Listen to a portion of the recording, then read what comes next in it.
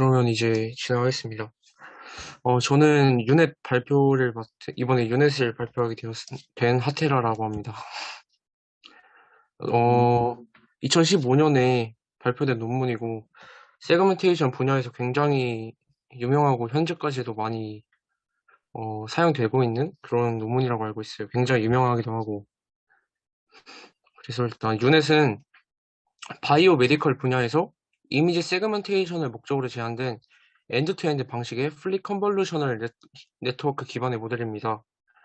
네트워크 구성의 형태, 그냥 U자로 생겨서 유넷이라는 이름을 붙였다고 합니다. 유넷은 이미지의 전반적인 컨텍스트 정보를 얻기 위한 네트워크와 정확한 로컬라이제이션을 얻기 위한 네트워크가 대칭 형태로 구성되어 있습니다. 본 논문에선 레이블 정보가 있는 데이터가 적을 때 효율적인 데이터 어그멘테이션 기법도 제안한다고 합니다. 일단 유넷은 그림에서 보시는 것과 같이 해상도가 감소했다가 증가하는 것을 볼 수 있습니다.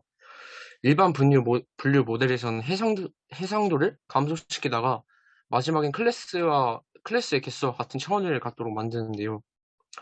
하지만 시멘틱 세그멘테이션 분야에선 입력 이미지와 같은 해상도를 갖는 출력 이미지를 만들어야 하기 때문에 유넷의 구조와 같은 해상도가 줄었다가 다시 늘어나는 구조를 띠게 됩니다. 일단 먼저 이제 이미지가 해상도가 낮아지는 컨트랙팅 패스를 먼저 살펴보면 입력 이미지의 콘텍스트 포착을 목적으로 구성되었고 FCN처럼 BGG 베이스드 아키텍처입니다. 다음은 이제 익스펜딩 패스의 경우 컨트랙팅 패스의 최종 특징 맵으로부터 보다 높은 해상도의 세그멘테이션 결과를 얻기 위해 몇 차례 업샘플링을 진행합니다. 코러스 맵에서 댄스 프리딕션을 얻기 위한 구조라고 합니다. 코러스 맵 투 댄스 맵의 개념뿐만 아니라 유넷은 FCN의 스킵 아키텍처 개념도 활용하여 얇은 층의 특징 맵과 깊은 맵의 특징 맵을 이제 결합하는 방식을 제안하였습니다. 이러한 CNN 네트워크의 계층의 결합을 통해 세그멘테이션이 내지 않은 로컬라이제이션과 콘텍스트 사이의 트레이드 오프를 해결할 수 있다고 하는데 좀 더 공부해야 될 것 같습니다. 이건 자세하게. 자, 아키텍처의 디테일에 관해서 한번 봐보겠습니다. 일단은 3x3 컨볼루션을 두 차례씩 반복하는데 여기서 중요한 점은 이제 패딩이 없이 컨볼루션을 하기 때문에 피처 맵의 사이즈가 줄어든다는 것입니다. 또 2x2 맥스 플링을 하는데 여기서 스트라이드를 2로 하여서 피처 맵의 사이즈를 절반으로 줄여줍니다. 또한 이제 다운 샘플링을 할 때마다 채널의 수가 2배로 늘어나는 것을 볼 수 있습니다. 다음은 익스펜딩 패스입니다. 여기선 2x2 컨볼루션 업컨브를 진행하는데요. 여기서 또 이제 피처 맵의 크기가 2배로 늘어나는 것을 볼 수 있습니다. 그리고 익스펜딩 패스가 할 때마다 3x3 컨볼루션을 두 차례씩 반복하는데 아까 봤던 것과 마찬가지로 패딩이 없어서 피처 맵의 사이즈가 줄어듭니다. 또 업샘플링을 하는데 업샘플링은 할 때마다 채널 수가 절반으로 줄어듭니다. 또 마지막 레이어엔 비선형 예측을 위한 원바이 원 컨볼루션 연산을 한다고 합니다. 여기서 스킵 아키텍처 부분을 살펴보겠습니다. 업컨브된 특징 맵은 컨트랙팅 패스의 테두리가 크롭된 특징 맵과 컨캣을 한다고 합니다. 유넷은 위와 같은 구성으로 총 23개의 레이어로 이루어져 있는 플리 컨볼루셔널 네트워크 구조입니다. 주목해야 하는 점은 최종 출력인 세그멘테이션 맵의 크기는 인풋 이미지 크기보다 작다는 것입니다. 아까 익스텐딩 패스와 컨트랙팅 패스에서 패딩을 안 해줬기 때문에 피처 맵의 사이즈가 줄어드는 것을 알 수 있습니다. 근데 아까 이제 시멘틱 세그멘테이션 분야에선 이제 입력 이미지와 출력 이미지가 같은 해상도를 가져야 된다고 했는데 유넷에서는 보시는 것 같이 해상도가 이제 오히려 감소하는 것을 볼 수 있습니다. 이것을 해결하기 위해 이제 유넷은 FCN 특성상 이제 입력 이미지 해상도에 제한이 없습니다. 근데 이제 유넷에선 입력 이미지보다 낮은 해상도를 이제 출력으로 주니까 이제 노란색 영역의 세그멘테이션을 하려면 보다 더 큰 영역을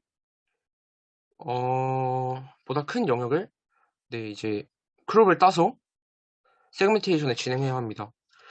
그림에서 보시는 것 같이 노란색의 영역을 따기 위해선 파란색 범위에 이제 범위를 이제 인풋으로 넣어줘야 되는데, 근데 모서리 있는 경우, 그 이미지가 모서리에 있는 경우에는 이미지가 비어있기 때문에 이제 패딩을 해줘야 하는데, 여기서 이제 이미지의 경계 부분은 extrapolation, 미러링을 사용한다고 합니다. 실제로 네트워크를 학습할 때 사용되는 오브젝티브 펑션입니다. 유넷은 세그먼테이션을 위한 네트워크이기 때문에 픽셀 와이즈로 각각 픽셀별로 소프트 맥스를 진행합니다. X는 픽셀의 위치, K는 특징 채널, AK의 X는 액티베이션 값을 의미합니다. 아래는 학습을 위해서 크로스 엔트로피를 사용했습니다. 여기서 트루 라벨만 고려하기 때문에 일반 크로스 엔트로피와 와는 굉장히 비슷합니다. 여기서 LX는 픽셀 X 위치에서 정답 라벨입니다. 또한 모멘텀은 0.99, 가중치 초기값은 정규분포로 초기화했다고 합니다. 그리고 여기서 이 아래에 있는 크로스 엔트로피 함수를 보시면 이제 WX라는 추가적인 가중치 함수를 여기서 사용했는데요. 세포를 명확하게 구분하기 위해 작은 분리 경계를 학습한다고 합니다. 명확한 분리를 위해서 WX는 인접한 셀 사이에 있는 배경 레이블에 대하여 높은 가중치를 부여한다고 합니다. WC는 클래스마다 등장하는 빈도이고 D1은 가장 가까운 세포의 경계까지의 거리이고 D2는 두 번째로 가까운 세포의 경계까지의 거리입니다. 지수함수의 입력값으로 마이너스가 있어서 거리가 가까우면 높은 값을 갖고 거리가 멀면 낮은 값을 가져서 가까이 있을 때보다 높은 가중치를 부여해서 이것이 확실하게 배경이라는 걸 알 수 있습니다. 그래서 네, 거리가 가까울수록 가중치가 증가하는 모습을 보입니다. 다음은 유닛의 어그멘테이션 부분인데요. 이로 데이터는 학습 데이터의 수가 굉장히 적은 경우가 많아서 데이터 어그멘테이션을 필요로 합니다. 유닛에서는 일반적인 데이터 어그멘테이션 기술과 엘라스틱 디포메이션 방법을 사용했다고 합니다. 이제 맨 오른쪽에 있는 엘라스틱 트랜스폼, 엘라스틱 디포메이션은 각각 그리드에 비선형적인 방법으로 변형을 가하는 방식이라고 합니다. 이런 식으로 이제 유닛은 데이터 어그멘테이션을 했다고 합니다. 또한 일렉트론 마이크로스코피 대회에 데이터셋을 평가했을 때 월핑 에러를 기준으로 정렬한 결과 유넷이 우수한 정확도를 보였다는 걸 알 수 있습니다. 또한 이것은 PHU737이랑 DICHALA라는 데이터셋으로 를 평가를 한 것인데요. 노란색 영역이 이제 정답인 그라운드 트루스고 이제 파란색이 실제로 유넷이 세그멘테이션을 한 결과입니다. 굉장히 잘 했다는 것을 볼 수 있습니다. 유넷은 PHCU373, DICHELA 두 데이터셋에서 대해서 이전보다 높은 IOU를 보였다고 합니다. 마지막으로 정리를 하자면 유넷은 FCM보다 확장된 개념의 업샘플링과 스킵 아키텍처를 적용한 모델을 제안하였고요. 결과적으로 유넷의 구조는 아주 적은 양의 학습 데이터만으로 데이터 어그멘테이션을 활용하여 여러 바이오 메디컬 이미지 세그멘테이션 문제에서 우수한 성능을 보여줬다고 합니다. 혹시 질문 있으실까요? 이 전 페이지의 IOU가 뭐예요? 이게 뭐 평가 지표였던 것 같은데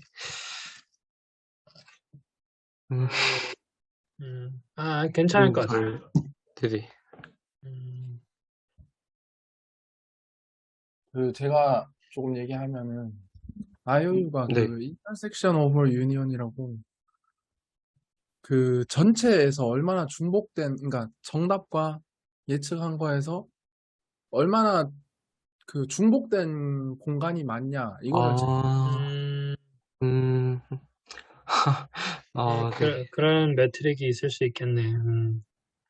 그래서 굉장히 좋은 성능을 보여줬다고 합니다. 음, 근데 워낙 유명한 논문이어서 다들 아실 수도 있을 것 같아요. 저는 들어만 봤지 실제로 논문을 이렇게 리뷰한 건 처음이네요. 저도 유넷으로 보고 쓰기만 써봤지 대충 어떤 거다만 알지 논문은 한 번도 본 적 없어가지고. 음, 근데 메디컬을 위해서 나왔다는 것도 처음 알았는데. 근데 이거를 보면서 저 전에 한번 봤는데 이것도 이제 계속 발전을 하잖아요. 뭔가 뭐 단점이 있으면 보완하고 해서 뭔가 네네. 3까지 나왔더라고요. 유넷 3? 아, 유넷도 음, 버전이 있어요? 그런가 봐요. 저도 정확히를 안 봐서 잘 모르겠는데 아, 고치는 방식으로 해서 3까지 나온 거를 봤었습니다. 그 앞에 그 공부를 좀 더 알아봐야 되겠다 했던 부분이 어느 부분이었었죠? 좀? 여기서 좀 잘 모르겠어서 공부를 좀 더 해야 되겠다라고 말하시는 부분 있지 않나요? 아, 여기서 뭐, 이게 스킵 커넥션으로 계층을 결합을 하잖아요. 여기서. 네, 세그멘테이션이 뭐, 내지 않은 로컬라이제이션과 이제 시멘틱 인포메이션 사이의 트레이드 오프를 해결할 수 있다고 했는데, 저 이 말이 무슨 말인지 잘 모르겠어가지고. 다시 한 번만 얘기해 주세요. 세그멘테이션이 내지 않은 로컬라이제이션과 이제 시멘틱 인포메이션 사이의 트레이드 오프를 해결할 수 있다고. 이 세그멘테이션. 계층, 이 콘캣 하는 게, 제가 세그멘테이션 부분을 처음 잘 공부해봐가지고, 좀, 모르겠어요. 저도 자세한 건 잘 모르겠는데 이 유넷 네, 구조 자체가 이게 뭐라 그래야지 좀 네, 이게 일단 지금 U자로 돼 있잖아요. 그래서 네, 그 아래로 내려가는 부분은 이제 좀 더 이미지가 좀 확장되면서 이제 그런 것들을 보여주고, 근데 네, 또 이 구조 자체가 또 그 가로 쪽으로 계속 합쳐지는 구조잖아요. 그래가지고 이게 그쵸. 계속 그 구조다 보니까 얇은 층에서 있는 정보랑 깊은 층에서 있는 정보가 계속 합쳐진다 이런 의미 아닐까요? 음, 근데 그것 통해서 이제 좀, 이제 어떻게 보면은 정보 자체가 되게 한정적일 수 있는 거를 좀 이제 여러 분야, 여러 각도에서 그냥 볼 수 있다. 네, 그런 거 저, 같네요. 저 유넷 한번 봤었었는데, 전 그렇게 이해를 하고 넘어갔어요. 음, 근데 맞아요. 약간 이게 해상도가 낮아지면은 좀 안 좋은 거 아닌가요? 그리고 최종적으로. 그러니까 이게 저도 유넷 그때 공부하면서 봤었었는데 이게 해상도가 크면은 세그멘테이션이 국부적으로밖에 안 되잖아요. 그쵸. 그래서 세세한 정보를 알 수 있는 거고 디테일한 부분. 근데 이게 내려가면 내려갈수록 해상도가 줄어들면서 전체 사진이 압축되는 거잖아요. 그죠? 그래서 국지적인 걸 볼 수 있다. 그러니까 넓은 특징을 찾아낼 수 있는 게 밑으로 내려갈수록 넓은 특징을 찾아낸 거고 위에 있을수록 이제 디테일한 부분을 시각적인? 찾게 되는데 원래 음, 컴브를 하게 되면은 이제 쭉 내려오면서 제일 압축된 거에 대한 정보만 원래 했었었는데 유넷은 이제 앞에 첫 번째 레이어에서부터 이게 가져오면서 정보를 가져오기 때문에 디테일한 정보도 살릴 수 있다라고 말을 하면서 그때 이제 음, 사람들이 많이 사용하게 된 거거든요. 음, 네. 제 기억이 굉장히 어려웠던 논문으로. 아닙니다, 아닙니다. 똑같이 기억하신 거 아닙니까? 그거에서 살짝 발전된 게 V넷이랑 구조도 있기는 한데, 브이닛이요? 나 브이닛은 처음 들어요. 근데 제가 그 뭐였지, 이번에 리뷰 페이퍼를 작성을 했거든요. 물론 3저자긴 한데, 네. 유넷은 진짜 아직까지도 계속 써요. 보니까요. 그 이후에 딱히 뭐 새로운 아키텍처가 나온 게 없어요. V넷 정도? 근데 이게 음, 되게 괜찮은 아이디어 아닌가요? 생각해보면. 진짜 그러네요. 간단한데. 위에서, 그렇죠. 위에는 이제 그러니까요. 이런 부분을 가져온다. 밑에는 국보적인 거죠. 그래서 이거 나온 이후로 다들 이제 이런 개념을 가지고 다 썼는데, 아무튼 좀 대단했습니다. 좀 그 이해가 안 된다 하셨는데, 이해가 이제 좀 되시나요? 아, 네, 네, 좀 잘 되는 것 같습니다.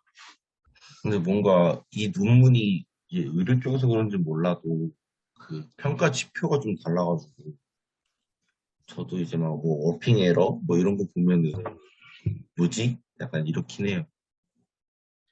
이게 그냥 세그멘테이션 그 할 때 어느 정도 잘 되는지 그냥 지표라고 하더라고요. 워핑 에러가. 이게 그거 아닌가요? 워핑에러가 막 그 기울기 막 그런 거. 잘 모르겠는데 저도 하나를 이렇게 랩핑했을 때 얼마나 틀리냐 보는 거 아닌가요? 그게 어떻게 약간 저런 지표가 숫자로 나올 수가 있는 거지 이런 거죠. 아, 아, 정답이 있고 비정답이 있으니까 그거를 그쵸. 픽셀 단위로 해가지고 볼 것 같은데 왠지. 근데 픽셀 이런 쪽이 따로 있잖아요. 그러네요. 그래서 약간 무슨 지표로 약간 이게 성능을 평가를 한 건지도 지금 아직 찾아보지 못했습니다. 고생하셨습니다.